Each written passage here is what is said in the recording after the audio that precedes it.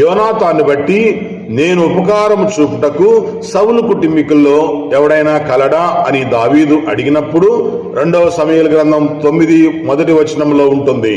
ప్రియులారా, యోనాతాను బట్టి ఉపకారం చేయాలనుకుంటున్నాడు.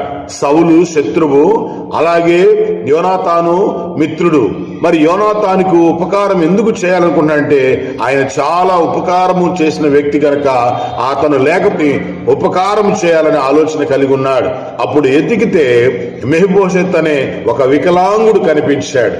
అతన్ని దగ్గరికి తీసుకొచ్చి అతని మీద దయ చూపించి అతడు బలహీనుడని బలపరిచి అతనికి ఆస్తినిచ్చి వారసుడిగా మార్చుకున్నాడు దావీదు. ప్రభునందు పిల్లరా, యేసుక్రీస్తు వారు కూడా మన మీద దయ చూపించాడు.